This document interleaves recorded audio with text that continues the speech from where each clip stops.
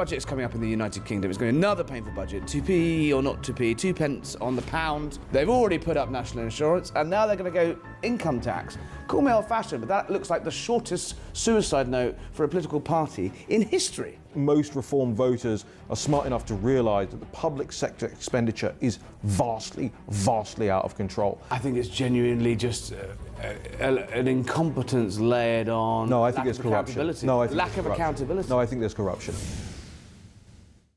In a fiery speech this lunchtime in London, the EU ambassador to the Court of St James to Great Britain, Warren Stevens, delivered a very blunt message. Britain is becoming too expensive to do business in. And he blames one thing and one thing only: high energy costs.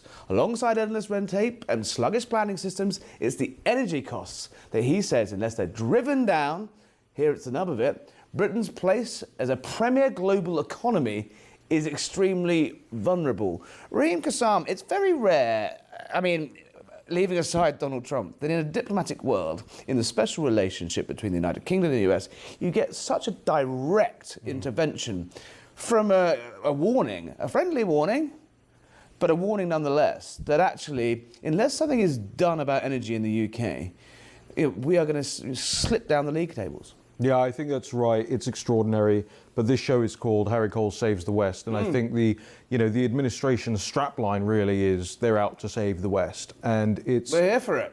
Yeah, and I think especially if the government of the United Kingdom wants to have better relationships economically with the United States. We came out of the European Union. The idea was that we can do trade deals all over the world. But if our business environment isn't there, then why would the rest of the world want to do business with us?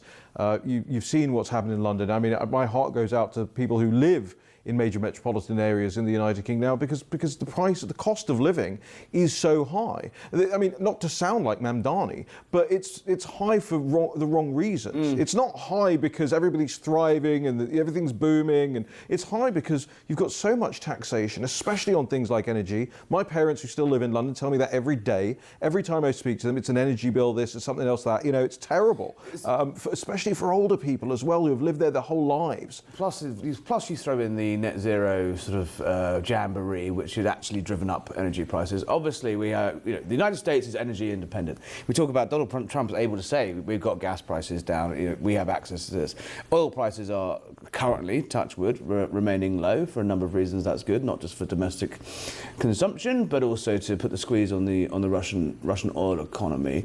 But actually, without fundamental reform of fracking, reversing the ban on North Sea oil, all of these things that Donald Trump was hammering Keir Starmer on during his state visit last month's state visit. I think behind the closed doors, he kind of said, unless you do something about this, we're bringing you 40 billion of investment on this trip. It could have been 400, and it feels like the UK is leaving aside pensioners and old people and people struggling. It's businesses that are getting screwed here.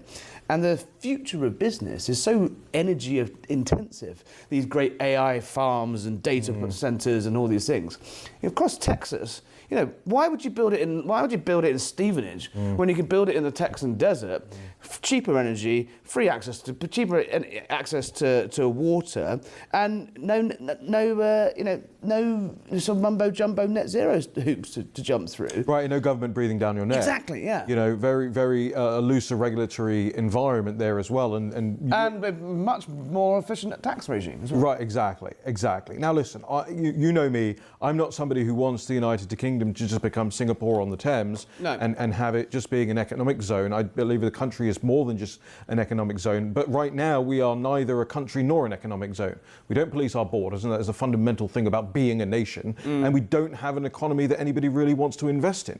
Well, at that point, what are you turning yourselves into but Airstrip 1? You're going to end up being this just sort of pass-along place. And for years, British politicians have bragged about our financial services. Like, why are we bragging about the fact that all we do is process payments for other people around the world? We don't create anything for ourselves. And those firms now are mostly not owned by Brits. Yeah, no, that's a very good point. I mean, our legal system is also, the British legal system is obviously one of the major reasons that people want to stay. Yeah, until they get arrested for a tweet. we've ploughed that furrow many times before, and I will continue to do it until people stop getting arrested for tweets. Nigel Farage, and the budget is coming up in the United Kingdom. It's going to be another painful budget. 2p or not 2p, 2 pence on the pound. Looks like it's going to be a massive income tax rise, which was the #1 pledge of the incoming Labour government in July last year. We will not put up national insurance, we will not put up value-added tax, and we will not put up income tax. They've already put up national insurance, and now they're going to go income tax. Call me old-fashioned, but that looks like the shortest suicide note for a political party in history. Yeah, good. I couldn't care less about the future of the Labour Party, but Well, no, but I mean, you can when your mate Nigel Farage is going to be the guy lapping it up, right? Yeah, but look, Nigel Farage has even had to placate the bond markets this week. Talking about, we can't make any major tax cuts until we get public sector spending under control. Now he's right, of course. That is a sensible, level-headed way to come at things. But it drops the radicalism from the agenda, right? Day one, week one, whatever. We're not going to see massive tax cuts, which is what people really need, by the way. Your council tax is going up. Your VAT is going to go up. All of it is going to go up. And where are you supposed to pay this from? How are you supposed to live off this? Not even just that, but now you're supposed to live off subpar products. The stuff that they're selling us in supermarkets now filled with junk, and they're making people sicker, and they're making people more reliant on the NHS. And then the NHS has to do more, and then the NHS needs more money. It's a vicious cycle downwards. A doom loop. It is. It really is. How does Nigel Farage, who gave his own speech on the economy this week, he's obviously come under attack for his big spending, but also promises of Liz Truss-style tax cuts. He's sort of positioning himself. How much damage do you think it will do to him with his supporters that he's actually now, as you say, sort of having to dance to the bond market's tune? I think a little bit. I mean, I don't think all that much, because there are two things to this, right? And I'll just say it quite frankly. Number one, what other choice do these voters have? You're going to vote for the Labour Party or the Conservative parties? And they're looking at reform that, at least they're making some difference here. But I also think that most reform voters are smart enough to realise that the public sector expenditure is vastly, vastly out of control. The interest rates on debt and borrowing is vastly out of control. The idea, somebody left a comment on one of my Instagram posts earlier today and said, well, of course, the tube doesn't work properly because we had Tory austerity. So you didn't have any austerity. You had a slow down in the level of growth of spending. You didn't actually have any cuts. The tube could have been automated many years ago, but it has not been. Get Zoran Mandani onto it. Because of the union, the transport unions. While we're talking about the subject of Britain, let's finish up as two Brits fondly looking back at the what's going on at home. An astonishing story today. Another astonishing story. HMP Wandsworth. 2 prisoners were mistakenly released. One, a convicted sex offender who was meant to be put on a plane and instead was let out. Another, a fraudster who's still, both of them still on the run tonight. Look, so Prime Minister's questions, the big weekly affair. Obviously, Keir Starmer wasn't there because he was doing a sort of Donald Trump tribute act by flying to Brazil instead of focusing on domestic issues. There's a lot of that about. The Deputy Prime Minister and Justice Secretary, same guy doing the same job, David Lammy, was standing there at the dispatch box, and it was clear the Tories had got wind of this I believe he's an Algerian 24-year-old who was imprisoned for sexual assault, was let out rather than deported. He was down to be flown back to Algeria. Instead, he's still wandering the streets of London, somewhere tonight. Now, the Deputy Prime Minister knew about this case, but in his pocket, he had a statement ready to go about it, but he didn't say it to MPs. And it's not just like what is going on with this current crop of MPs who appear to be ministers who appear to be completely incapable. But there's clearly deep structural issues. This keeps happening. It's like 292, I think, accidental releases in the last few years. 292 prisoners have been released in error since March 2025, 128% increase. I mean, looking back, I was texting some colleagues back in London today, and I thought, what the hell is going on? Well, it's liberal, college-educated women running the prisons. When Farage sweeps into power, how do you fix all this? Here's the thing. That's a joke, and people whinge at me for it if they want. But the reality is, you have a stabbing on a train, last week. You have multiple stabbings. You have an attack by a migrant screaming Allahu Akbar in France this morning. These things are now becoming commonplace. A stabbing in Uxbridge, my hometown, a couple of weeks ago. You have these things and these people being released from prisons early. These are institutional failures.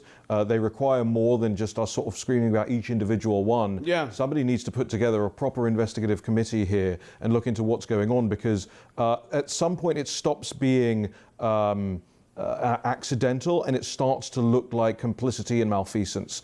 Like, are people genuinely just finding themselves out, or is somebody somewhere bribing somebody? Is there some mechanism by which? I don't think it's even that. I think it's genuinely just an incompetence layered on. No, I think there's corruption. No, I think lack of accountability. No, I think there's corruption. Well, no surprise then, and we would be remiss, as again, two Brits reminiscing about home. Not to what day is it, Raheem?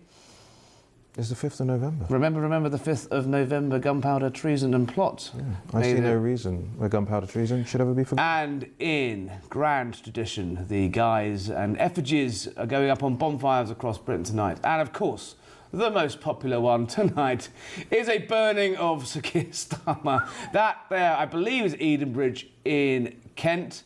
It does actually say on his clipboard, things to do, suck up to Trump.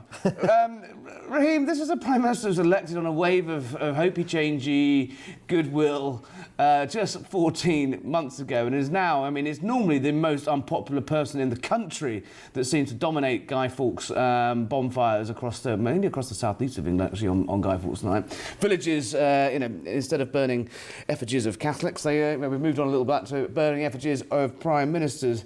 Can't really ever come back from that, isn't it? So I think that's a left-wing protest, right? Against. Well, it's. I mean, I just think everyone hates. Just everyone. It's uniting the left and right. Keir Starmer is uniting the country in hatred of him, and I think that's a wonderful thing.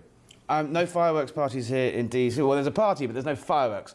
We're going to have to wait until the 4th of July for that one. Plenty of fireworks on air today. Plenty of fireworks on air, as there are on air every night. Raheem Kassam, National Post. Go and read his piece. It is very lively. We'll be back tomorrow. Don't know what we're going to be talking about, but there'll be fireworks.